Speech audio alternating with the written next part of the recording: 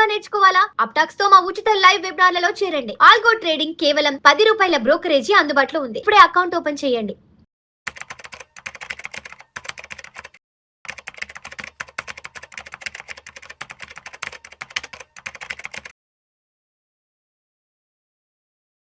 రవీంద్ర గారు నమస్తే సార్.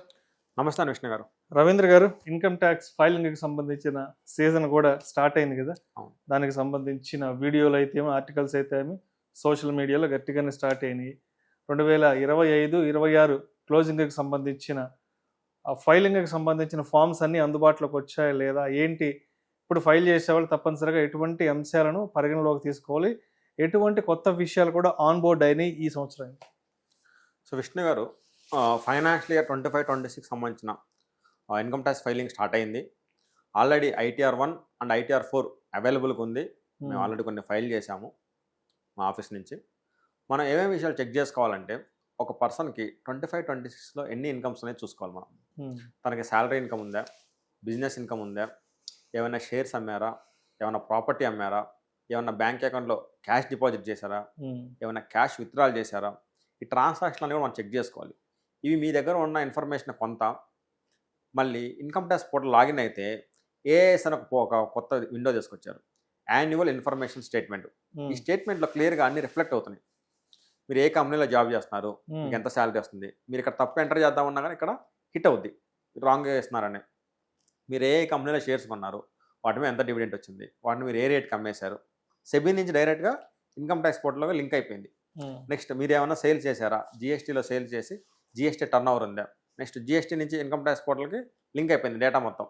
మీరు ఏదైనా ప్రాపర్టీ కొన్నారా, ఎంత పెట్టుకున్నారు, లేదా ప్రాపర్టీ అమ్మారా, అంటే రిజిస్టర్ ఆఫ్ ఫార్మ్స్, మన ఏదో ప్రాపర్టీ రిజిస్ట్రేషన్ చేసుకుంటాము సబ్ రిజిస్టర్ ఆఫీసు, అవన్నీ కూడా డేటా ఇన్కమ్ ట్యాక్స్ పోర్టల్లో లింక్ అయిపోయింది. అలాగా వేరియస్ సోర్సెస్ నుంచి ఇండియాలో పాన్ బేస్డ్ డేటా మొత్తం కూడా ఇన్కమ్ ట్యాక్స్ పోర్టల్లో లింక్ అయిపోయింది.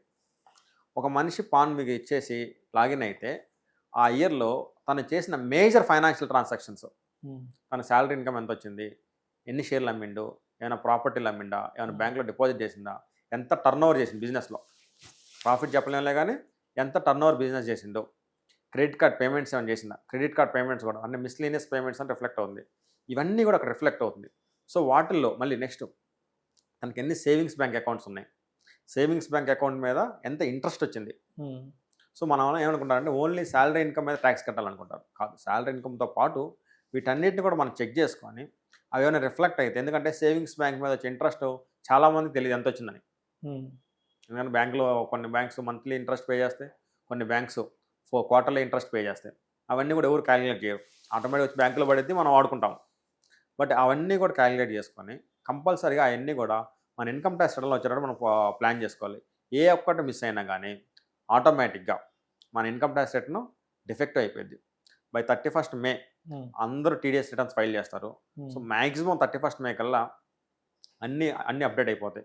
యాన్యువల్ ఇన్ఫర్మేషన్ స్టేట్మెంట్స్ కానీ, 26 షేర్స్ కానీ, ఇంకా మీరు ఏమైనా కారు కొన్నారనుకోండి, దాని మీద 1% టీసీఎస్ కలెక్ట్ చేస్తారు.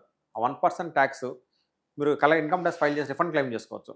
చాలామంది మిస్ అవుతారు. అది కారు కొంటే 1% ట్యాక్స్ వద్దు, అంటే 10 లక్షలు పెట్టి కారు కొంటే మీకు 10,000 ఎక్స్ట్రా డబ్బులు వస్తాయి గవర్నమెంట్ నుంచి. సో ఇవన్నీ కూడా మనం చెక్ చేసుకొని ఇన్కమ్ ట్యాక్స్ రిటర్న్లో మనం ఫైలింగ్ చేసుకోవాలి. సో ఇవన్నీ మిస్ కాకుండా చూసుకోవాలి. సో ITR1 and 4 ఆల్రెడీ అవైలబుల్కి వచ్చేసింది. సో ఇప్పుడు ఫస్ట్ టైం ఫైల్ చేసేవాళ్ళు ఉంటారు కదా, ఫస్ట్ టైం ఈ సంవత్సరం నుంచి ఫైల్ చేసేవాళ్ళు, వాళ్ళు ఎటువంటి విషయాలను తెలుసుకోవాలి ఈ సంవత్సరం? ఫస్ట్ టైం ఫైల్ చేసే వాళ్ళు తెలుసుకోవాల్సింది ఏంటంటే, ముందు బిఫోర్ డ్యూ డేట్ కల్లా మీరు రిటర్న్ ఫైల్ చేయాలి. ఎందుకంటే ఇన్కమ్ ట్యాక్స్ రిటర్న్లో 31st జూలైలో ఫైల్ చేయాలి శాలరీ వాళ్ళు అయితే. బిజినెస్ వాళ్ళు అయితే 31st ఆగస్ట్లో ఫైల్ చేయాలి. చాలామంది ఏమనుకుంటారంటే బిలేటెడ్ ఫైల్ చేద్దాం అనుకుంటారు. బిలేటెడ్ ఫైలింగ్ అంటే 31st డిసెంబర్ దాకా ఉంటుంది. బిలేటెడ్ ఫైల్ చేస్తే ఏమైందంటే, మనకి ఏదైతే ఇన్కమ్ ట్యాక్స్ యాక్ట్లో ఉన్న old tax resume, new tax resume అనే కాన్సెప్ట్ ఉండిద్దో, ఈ కాన్సెప్ట్లో మనకి ఎక్కువ ట్యాక్స్ దేంట్లో పడితే చూసుకొని దాన్ని అవాయిడ్ చేయాలి. తక్కువ ట్యాక్స్ ఏది పడుతుందో మనది ఎంచుకోవాలి. ఓల్డ్ ట్యాక్స్ రెజ్యూమ్లో తక్కువ ట్యాక్స్ పడుతుందా, న్యూ ట్యాక్స్ రెజ్యూమ్లో తక్కువ ట్యాక్స్ పడుతుందో చూసుకొని before due date 31st July or 31st August. Actual last year దాకా ఏంటంటే ఓన్లీ ఒకటే డ్యూ డేట్ ఉండేది, 31st జూలై ఉండేది. ఈ ఇయర్ నుంచి మార్చిన విషయం ఏంటంటే, శాలరీస్కి 31st జూలై పెట్టారు, బిజినెస్ పీపుల్కి 31st ఆగస్ట్ పెట్టారు. బిజినెస్ పీపుల్కి 31st ఆగస్ట్ పెట్టారు. సో వాళ్ళు చూసుకోవాల్సింది ఏంటంటే, ఏదైతే మనకి ఇది ఉందో శాలరీ కానీ, బిజినెస్ ఇన్కమ్ కానీ, న్యూ ట్యాక్స్ రెజ్యూమ్లో ఎంత వస్తుంది, ఓల్డ్ ట్యాక్స్ రెజ్యూమ్లో ఎంత వస్తుంది చూసుకోవాలి. బిఫోర్ డ్యూ డేట్ ఫైల్ చేస్తేనే they can choose between old and new. వాళ్ళకి ఆప్షన్ ఉండిద్ది, న్యూవా ఓల్డా, దేనిలో తక్కువ ట్యాక్స్ వస్తుంది దేనిలో ఫైల్ చేయాలి. ఆఫ్టర్ డ్యూ డేట్ అయిందంటే, అంటే after due date 31st July, after 31st July but before 31st December అయితే వాళ్ళు by default new tax resume file చేయాలి. వాళ్ళకి ఓల్డ్ ట్యాక్స్ రెజ్యూమ్ బెనిఫిషియల్గా ఉన్నా, ఓల్డ్ ట్యాక్స్ రెజ్యూమ్లో తక్కువ ట్యాక్స్ కట్టాల్సిన, కానీ వాళ్ళకి వేరే ఆప్షన్ ఉండదు. ఆఫ్టర్ డ్యూ డేట్ ఫైల్ చేస్తే న్యూ ట్యాక్స్ రెజ్యూమ్లోనే ఫైల్ చేయాలి. సో వాళ్ళు కొత్తగా తెలుసుకోవాలి, న్యూ ట్యాక్స్ రెజ్యూమే ఫైల్ చేయాలి. లేట్ ఫైల్ చేస్తాన విషయం గుర్తుపెట్టుకొని ముందే ప్లాన్ చేసుకోవాలి. నెక్స్ట్ డ్యూ డేట్లు మారినాయి, అంతకుముందు శాలరీకి బిజినెస్కి సేమ్ డ్యూ డేట్ లేదు, కొత్త డ్యూ డేట్లు వచ్చేసినాయి. సో దాని ప్రకారం వాళ్ళు బిజినెస్ ఇన్కమ్ ఉంటే 31st ఆగస్ట్ దాకా కూడా ప్లాన్ చేసుకోవచ్చు. సో రవీంద్ర గారు, ఇప్పుడు ఐటీఆర్ ఫార్మ్స్ అసలు ఎన్ని ఉంటాయి, ఏది ఎవరికి అవసరం ఉంటుంది? సో ఐటీఆర్ ఫార్మ్స్ ఇండివిజువల్కి 4 ఉంటాయండి. ITR 1, ITR 2, ITR 3 and ITR 4. So మనకున్న ఇన్కమ్ యొక్క స్పెసిఫికేషన్ బట్టి ఐటీఆర్ మారుతూ ఉంటుంది. ఏ వ్యక్తి అయినా ఒక ఇయర్లో ఒక ఫామే ఫైల్ చేసుకోవాలి.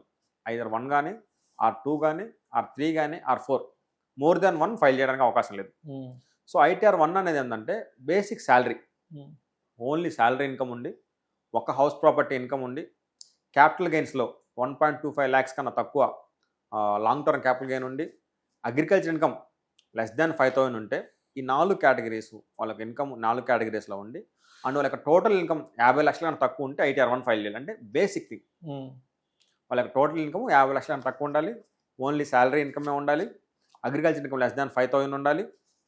Next long term capital gains మీద capital gain less than 1.25 lakhs ఉండాలి, ఓన్లీ 1 హౌస్ ప్రాపర్టీ ఉంటే ITR 1. ఇది ఏది దాటినా, లైక్ 2 హౌస్ ప్రాపర్టీలు ఉన్నా, క్యాపిటల్ గెయిన్ 1.25 lakhs కన్నా ఎక్కువ ఉన్నా, శాలరీ 50 lakhs కన్నా ఎక్కువ ఉన్నా, అగ్రికల్చర్ ఇన్కమ్ మోర్ దాన్ 5,000 ఉన్నా, ఏ కండిషన్ సాటిస్ఫై అయిపోయినా కానీ బై డిఫాల్ట్ వాళ్ళు ITR 2లోకి వెళ్ళిపోతారు. So ITR 1 or ITR 2 salaried people కానీ అదర్ దాన్ బిజినెస్ పీపుల్కి ఉండేది. నెక్స్ట్ బిజినెస్ ఉండి స్మాల్ స్కేల్లో చేస్తున్నారు అంటే less than 2 crores, less than 1 crore, లేదా డాక్టర్సు, అడ్వకేట్స్, లాయర్సు, చిన్న చిన్న తరహా ప్రొఫెషన్ చేసేవాళ్ళు, వాళ్ళకున్న ఫార్మ్స్ ITR 3 and 4. అంటే వాళ్ళకి శాలరీ ఇన్కమ్తో పాటు ఇవి ఉండొచ్చు, లేదా శాలరీ ఇన్కమ్ ఉండకుండా ఓన్లీ ఇవే ఉండొచ్చు, ఈ బిజినెస్ అండ్ ప్రొఫెషన్కి.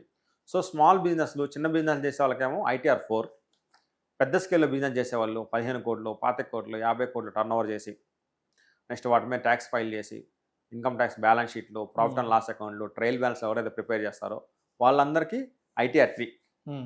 ఓన్లీ చిన్న స్కేల్లో బిజినెస్ చేస్తా, చిన్న చిన్న షాపులు, మన ఇన్స్టాగ్రామ్లో సేల్స్ పెట్టుకొని బట్టల కొట్టు కానీ, చిన్న చిన్న రెస్టారెంట్లు కానీ, చిన్న తరహా చిన్న కుటీర పరిశ్రమలు అంటారే వాళ్ళ ఫైల్ చేయాలంటే ITR 4. సో మనకు ఇండివిజువల్కి ఉండేది ITR 1, 2, 3, 4. అన్నీ కవర్ అవ్వాలంటే ITR 3. ITR 3లో అన్నీ వస్తాయి. శాలరీ ఇన్కమ్ వచ్చింది, బిజినెస్ వచ్చింది, షేర్స్ వస్తుంది, మన ఇంట్రాడే వచ్చింది, క్యాపిటల్ గెయిన్స్ వచ్చింది, ప్రాపర్టీ అమ్మితే వచ్చింది, క్యాష్ డిపాజిట్స్ వచ్చింది, అన్నీ వచ్చేది ITR 3. స్మాల్ బిజినెస్ అయితే ITR 4. ఓన్లీ శాలరీ ఇన్కమ్ ఉండి లెస్ దాన్ 50 lakhs ఉంటే ITR 1. శాలరీ ఇన్కమ్ ఉండి మోర్ దాన్ 50,000 ఉండి, అగ్రికల్చర్ 4,50 lakhs ఉండి, అగ్రికల్చర్ ఇన్కమ్ మోర్ దాన్ 5,000 ఉంటే ITR 2. అలాగా మన యొక్క ఇన్కమ్ కేటగిరీని బట్టి ఈ ITR మారుతూ ఉంటుంది. మనం ఇంకో విషయం గుర్తుపెట్టుకోవాల్సిందంటే, లాస్ట్ ఇయర్ ఏ ITR ఫైల్ చేశారో ఈ ఇయర్ ITR ఫైల్ చేసిన అవసరం లేదు. ఎందుకంటే లాస్ట్ ఇయర్లో ఉన్న ట్రాన్సాక్షన్ల ప్రకారం లాస్ట్ ఇయర్ ITR ఫైల్ చేస్తాం, ఇయర్లో ఉన్న ట్రాన్సాక్షన్ల ప్రకారం ఇయర్ ITR ఫైల్ చేస్తాం. సో 1 చేసేవాళ్ళు 1 చేయాలని రూల్ లేదు. 1 చేస్తే ఇయర్ 2 చేయొచ్చు, ఇయర్ 3 చేయొచ్చు, ఇయర్ 4 చేయొచ్చు. చిన్న లాజిక్, దాని ప్రకారం మనకేమి మ్యాండేటరీగా అదే ఫైల్ చేయాలని రూల్ లేదు. Thank you sir, thank you so much Ravindra గారు. థ్యాంక్ యూ అండి విష్ణు.